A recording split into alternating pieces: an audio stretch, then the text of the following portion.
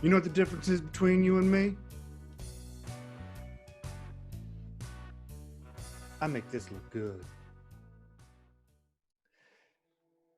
Hello, everybody, and welcome back to the channel. Today, we are going to take a step aside from the logical fallacies that I've been doing, and we're actually going to get more into a philosophical thought debate here. And what I mean by that is we're going to talk about Pascal's wager. Now, what is Pascal's wager? Well, quite simply put, it's the wager that Blaise Pascal, he was a French philosopher from the 17th century, that he gave for the argument for the existence of God. And he was a Christian, so his argument was based off the Christian God. But with the caveat that we should wager that there is a God because it would be our best bet, not because we need to continually find more proof that there is a God. So simply put, and I'll pull up a picture here for you, it's a belief that if God exists and you believe in him, you get an eternal reward. Now, if you believe that God exists and God does not exist, nothing happens. On the contrary, if you don't believe that God exists and God does exist, you get an eternal punishment. And then if you don't believe that God exists and God does not exist, nothing happens.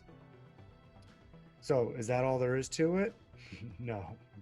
No, it's not. There is a whole lot to this discussion, as you're going to soon find out.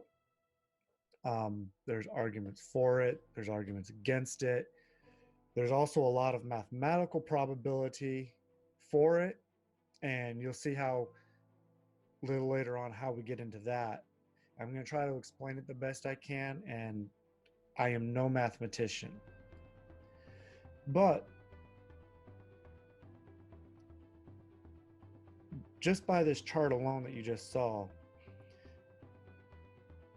there are more than two options than what you just saw. This was just the simple early breakdown of what Pascal's wager is. But before we get into all that, let's discuss briefly some of the arguments from different angles. And the first argument we're going to tackle is the argument from superdominance, where basically Pascal says that there is no way to know whether God exists or not, hence the wager. But he does say that wagering for a God superdominates wagering against a God, because if you wager for God, you're in a win-win situation. So basically he's saying whether you believe God or not, you're better off to wager for God because of the eternal reward that said God could give you. Now we're going to go on to the next argument, which is the argument from exception. And this states that there's an equal risk of gain or loss. So basically you got a 50-50 chance, just like the flipping of a coin. You either get a heads or a tails.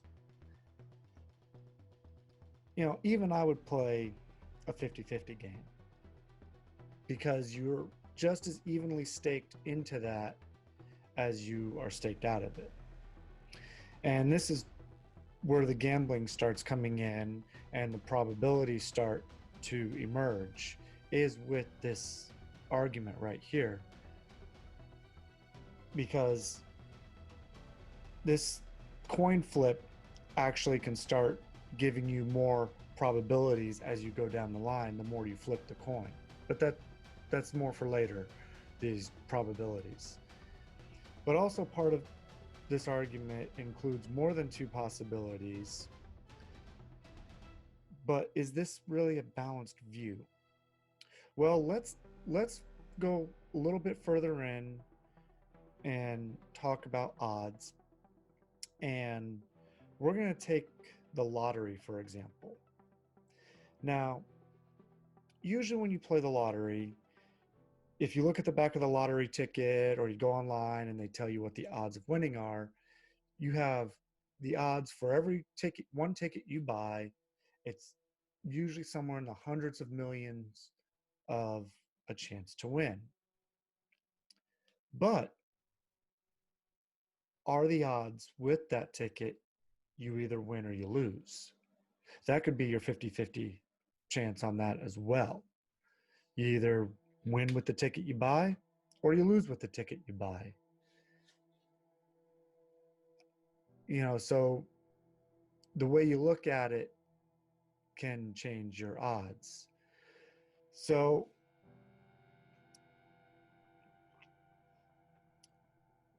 does this always happen? Is this how it is when you play the lottery? Well, we know that that's not the case, because you know that you're going up against not only just a winning or a losing ticket, you're going up against a series of numbers that you have to hit to win. And then there's also different amounts that each ticket wins if you hit the numbers, but then the odds can vary based on the amount of numbers, and then they add the Powerball and all that into it. So that's why these odds keep getting exponentially bigger and bigger as you go along. Well, with this scenario, there is contradictory results, because God, while either God exists or does not exist, doesn't take into account the differing beliefs in afterlife scenarios, different gods, people's attitudes towards the subject as a whole. And then this is the part even where Pascal himself realizes that the 50-50 odds don't really apply in this argument, even though the basic foundation of it is either God exists or God doesn't exist. So this brings us to our next argument, which is the argument from generalized expectations.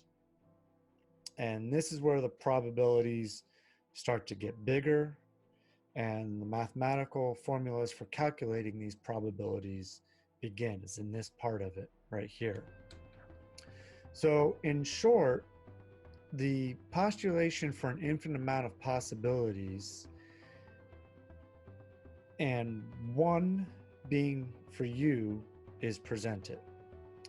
So the wager here is to still bet or wager for God, but you don't want to wager more than you can afford. So the bet would be small, but it would also have to be greater than 0. Now it's a little confusing, but just bear with me, because right now we're only seeing the positive outcomes at this point, and later we'll be introduced to the negative outcomes as well. But these outcomes go into the infinity. To infinity and beyond! And then infinities of infinity and so forth. So this is where the stage is set for the formulation of the expected utility theory. When you gamble, there's a part where the gambler stakes a certain amount of certainty on the outcome of uncertainty.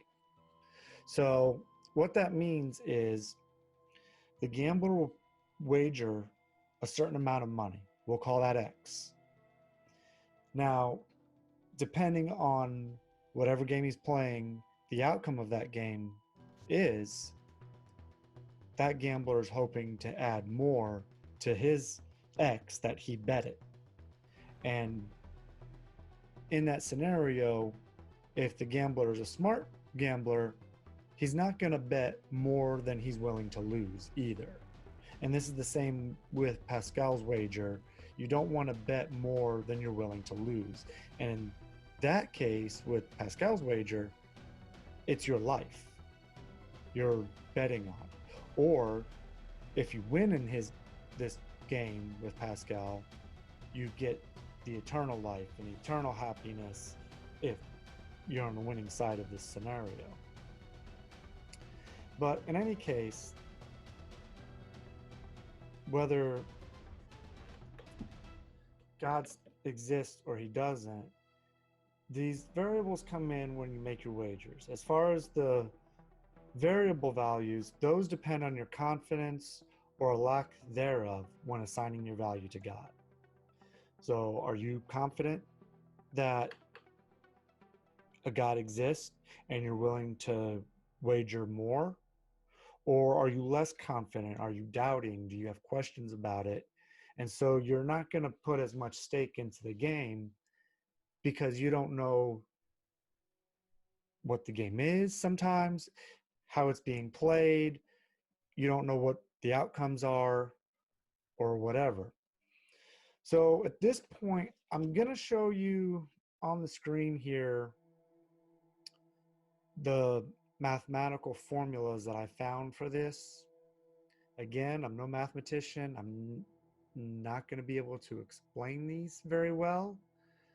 But if you think of it in terms of gambling and how numbers, as they grow, can get infinitely bigger or infinitely smaller, depending on how much you add to the variables, how many changes you add to them, then these numbers can kind of make sense a little bit to you. Or if you are good at math and you understand these formulas I'm going to show you, please explain them to me in the comments below.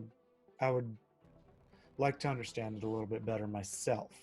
I'm just trying to take a layman's approach to this subject. So for the first formula here, we see for all real numbers, r, infinity plus r equals infinity. And then for the next one, we see for all real numbers r, infinity times r equals infinity if r is greater than 0. So the first conclusion for expected utility, where p is your positive probability for God's existence, will give you your wager for God. And this following formula, E, wager for God, equals infinity times p, which is your positive probability for God's existence, plus f of 1 times 1 minus p equals infinity. And then the expected utility of belief if God is infinite, therefore your wager is against God, would be E, or your wager against God, equals f of 2 times p plus f of 3 times 1 minus p. Now again, I can't sit here and explain these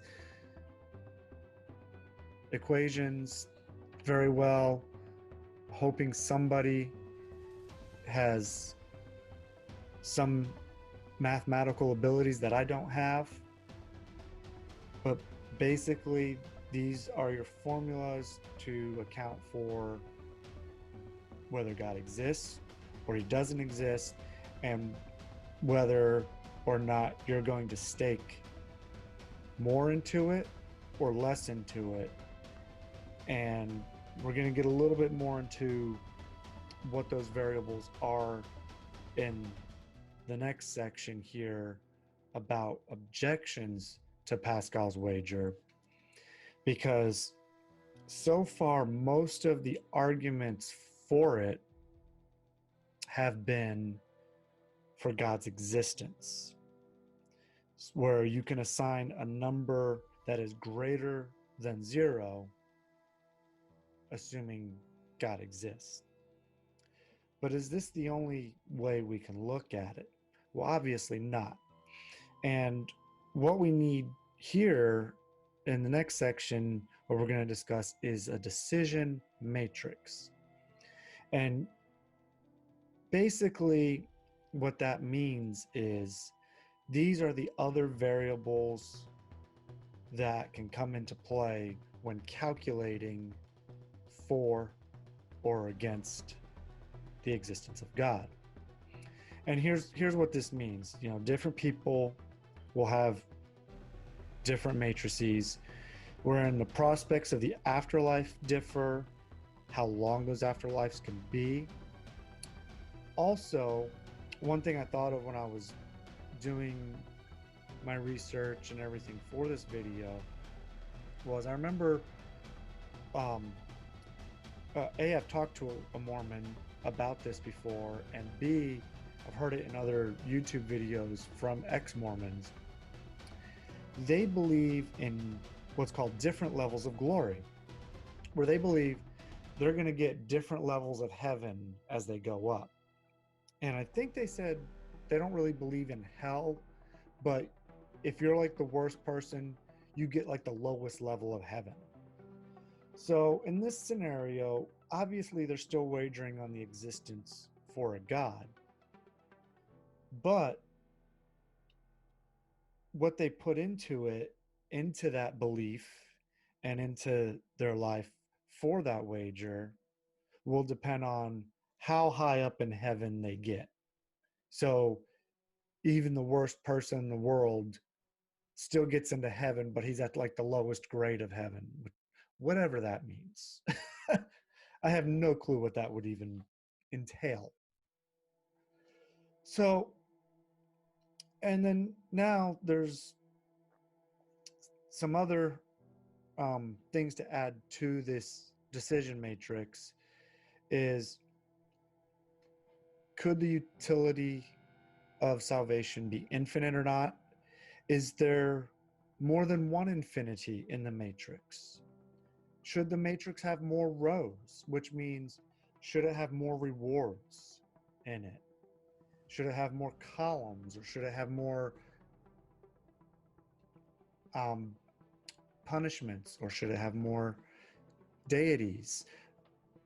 So there's all these other factors that we can add into it, as well as people's personal beliefs, their life situation, how they look at it. So these are all the different variables that we can throw into this decision matrix to really contemplate whether the wager that Pascal has offered here is even worth making a stake in, or if we are going to make a stake in it, what are we willing to stake from our own lives in that wager? So this brings me to the point here. So is wagering for God the moral or right thing to do? Well, let's start off with that first part. If it's right, wagering for God. And now, according to Pascal, in his wager here, it is the right thing to do as long as the confidence value is greater than 0. So as long as you have some confidence whatsoever that God exists, it's the right thing to do. Which I can't really argue with that point, but we're going to get into the next part here. Is it the moral thing to do? And for this, for me, there was at least a couple of considerations to take into account on this. Are you wagering for God out of a selfish desire because you really believe there's a God?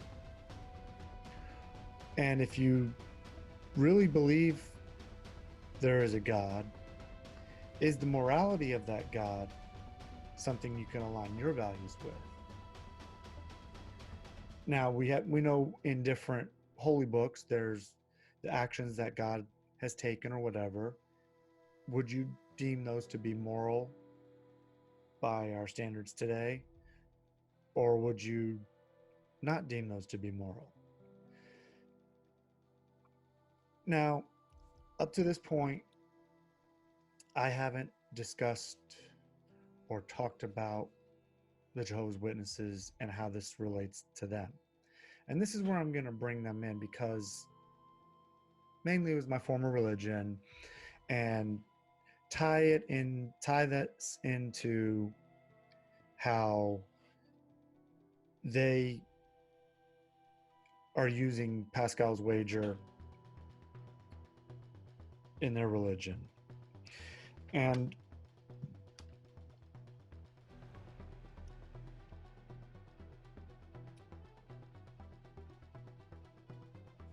also, I want to make sure that my viewers know here that I am by no means saying that that this applies to every Jehovah's Witness, but what I'm about to bring up is things that is in their own literature.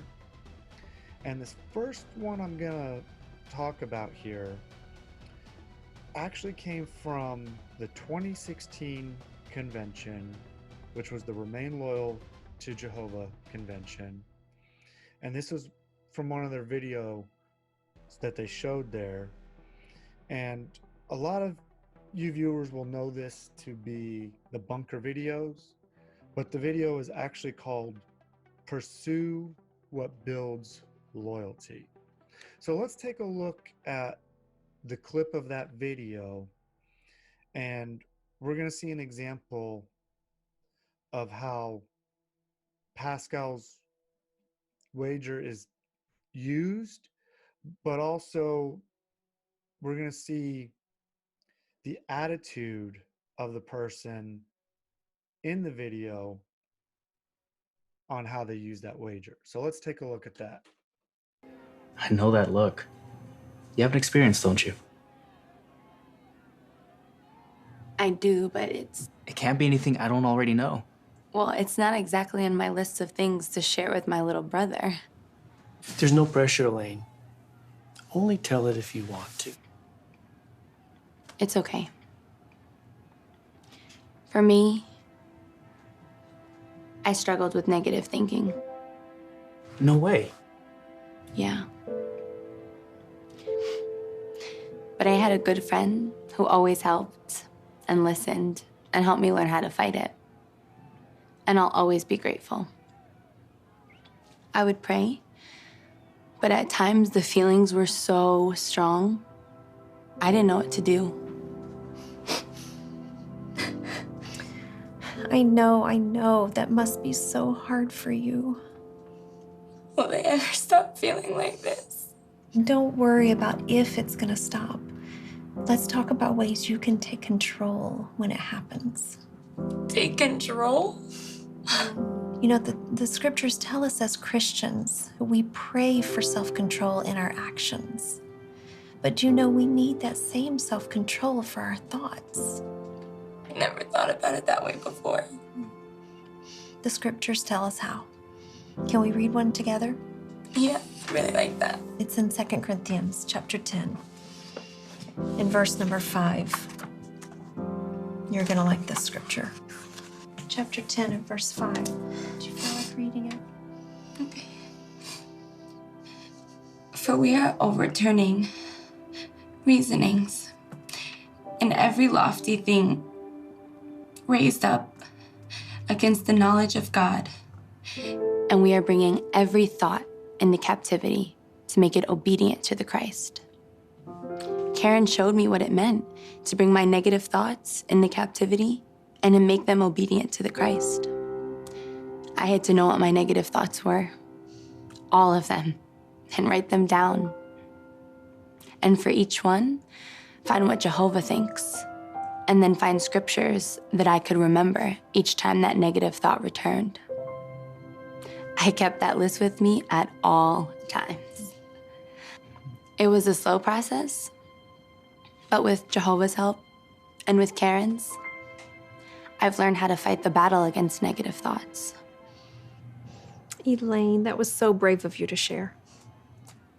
Well, just listening to everyone else's stories about loyalty, it made me think about what I needed to do to stay loyal. Now, Elaine, if you don't mind me asking, how did you see that as a test of loyalty? Well, one scripture I memorized, 1 Corinthians 9:25, it says, "Now everyone competing in a contest exercises self-control in all things." So if Jehovah's telling me I need to exercise self-control in all things, even my thinking, then I'm loyal to Jehovah when I try. Elaine, you are to be commended for what you did and for seeing the need.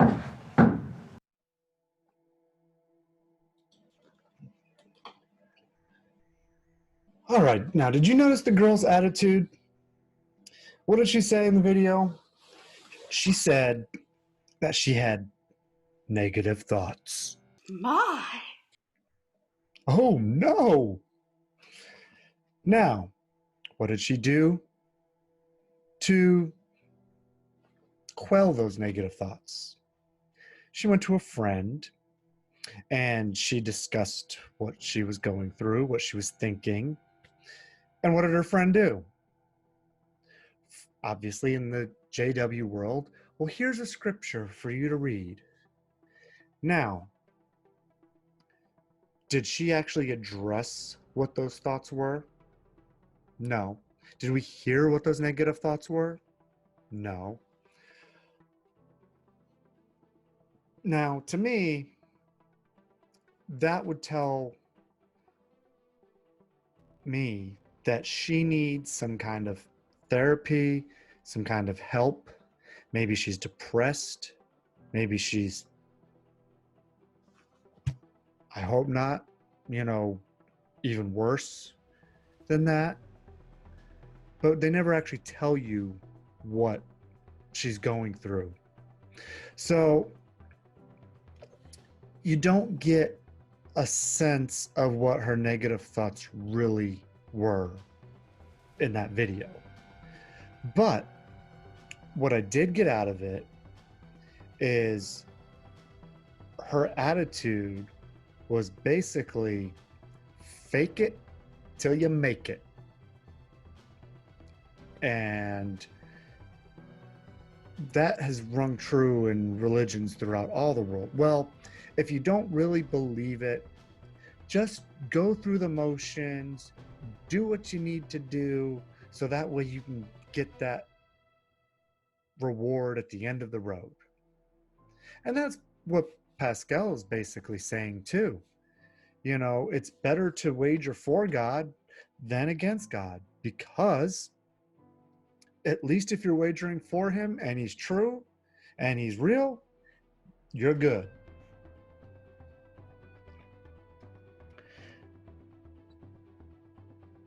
So, my question though, for the person who is questioning their beliefs, their religion, is that the moral stance to take in this situation? Also, let's say there is a God. If he is all-knowing, wouldn't he know what you really believe or not? So would it matter whether you believe in him or not at that point, or your confidence level of that belief? Would that matter at this point? Or are you going to take the moral high ground and investigate, research, really find out and prove to yourself one way or the other, as long as you do objective research, look at all sides of the story, listen to arguments for, listen to arguments against, and find what aligns with your values. And really, my stance here is not to tell you which way to go. That's up to you. I can't tell you what's right for you. I can only tell me what's right for me.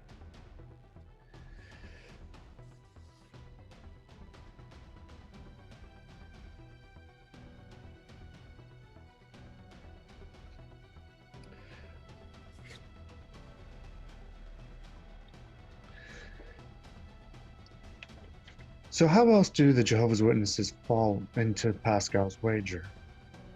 Remember how we discussed probability? Well, the witnesses are a very works-based religion. The more you do, the better witness you are.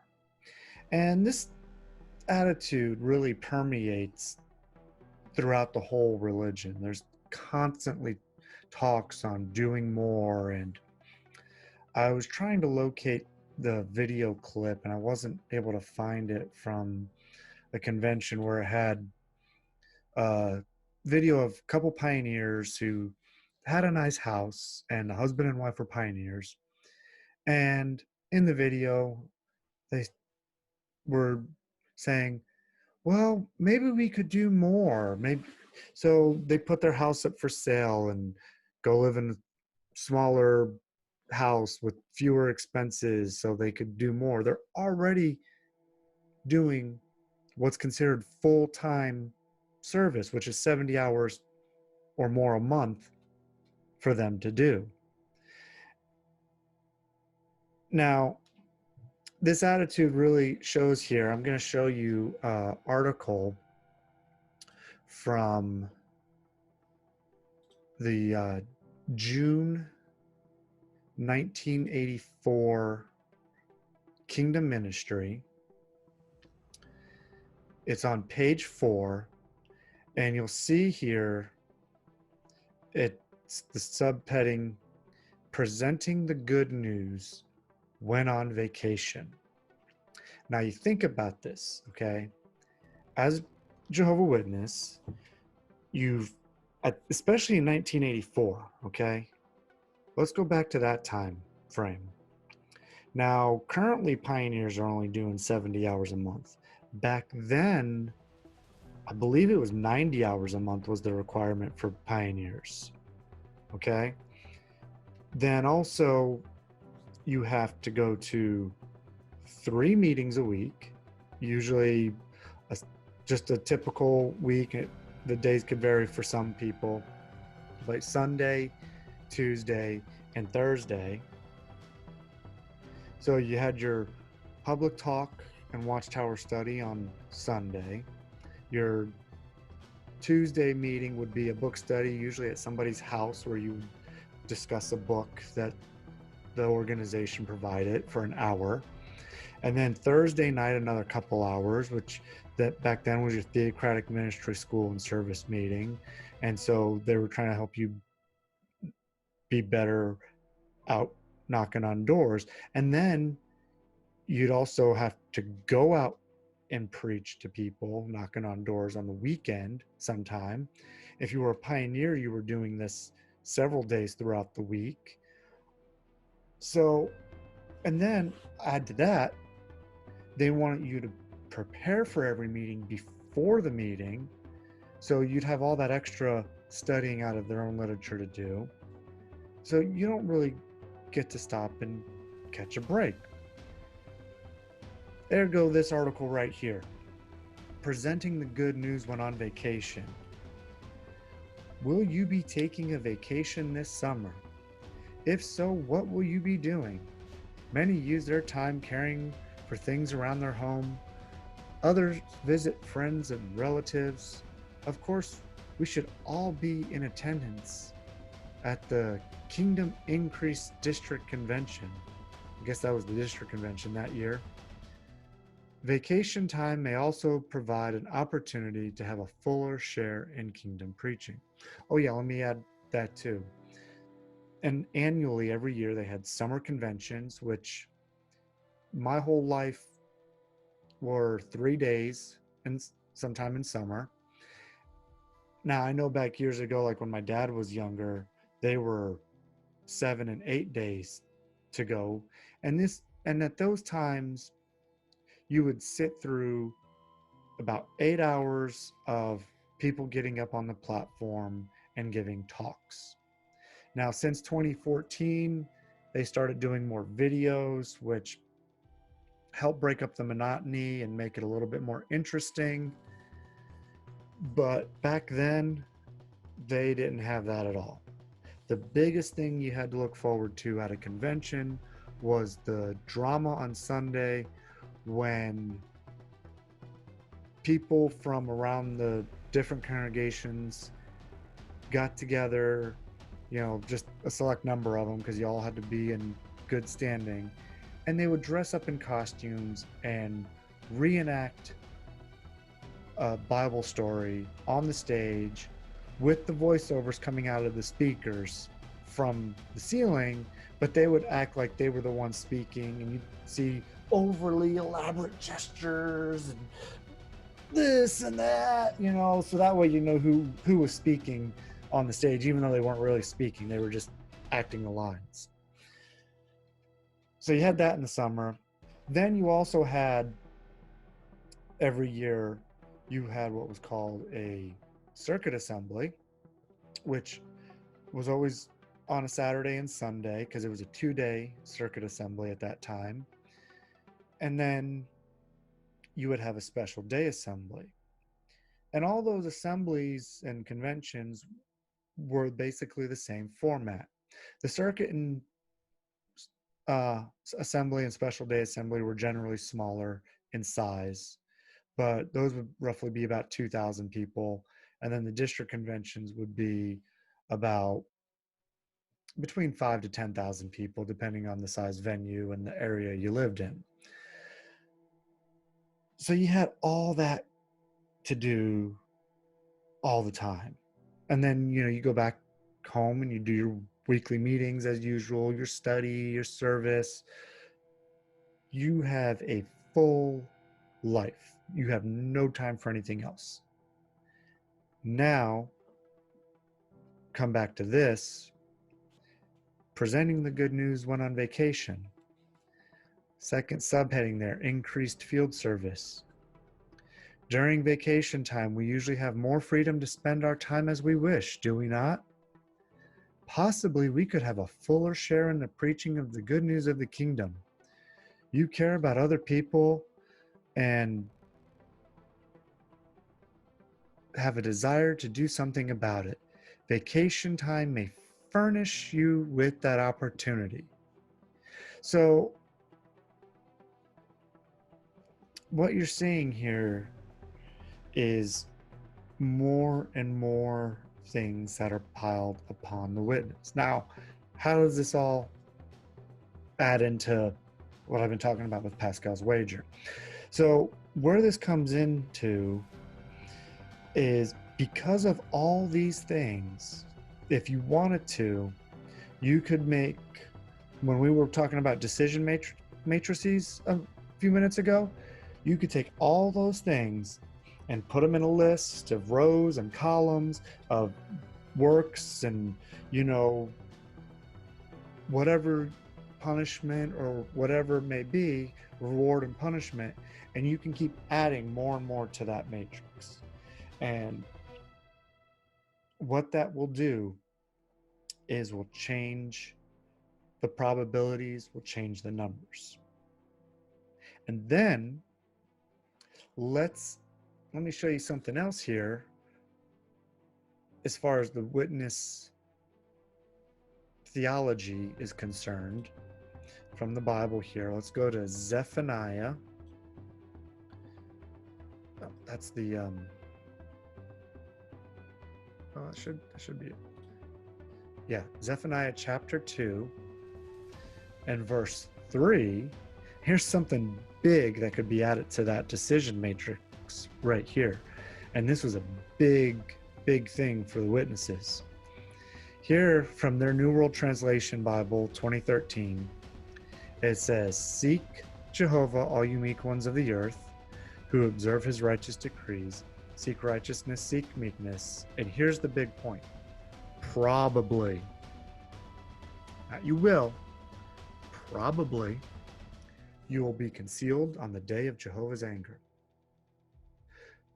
So for the witness, they can be doing everything good their whole lives. They could be the near perfect Jehovah Witness. And if they do that one thing before death, they're done for, according to their theology. Now, add that into your decision matrix. What are you going to put down as your confidence level and your probabilities? I know it's a lot of math. Again, I'm not claiming to understand it, but what I'm just trying to show you is all the layers and layers that just this one religion has. And I talk about this one because it's the one I know. Now, when you go and talk about other religions, they have their layers, they have their things in them as well. So that way, now at this point, you know that these numbers keep going and going, and it just gets mind-boggling. Hence why in the formulas that we saw earlier, you see numbers going into infinity. That's in a positive infinity and a negative infinity. And then part of that, some of the other formulas that I saw add layers of infinities as well. So there's multiple infinities. I can't wrap my head around it. I don't know if any of you viewers can. If you can, please tell me. So really, when you get down to it, Pascal's wager, while it might be a 50-50 chance with whether God exists or not, and that's true. God either exists or God doesn't exist. But also, which God is it? Is it the Christian God? Is it the Hindu God? Is it the Buddha God? Is it the, I don't know, the gods of the African tribes, the Mayan tribes? You know, there's so many versions of God. So is it really a 50-50 chance? It's only a 50-50 chance that God, one of these gods, exists or not. It's more of a chance whether this God exists, this God exists, this God exists, this God exists, or he doesn't exist at all. So that just goes to show you there's more than one way we can look at this. And remember, Pascal was a Christian. He identified as a Christian. So that means when he made his wager, he was betting on the Christian God. Now, living in America, most people here do as well. So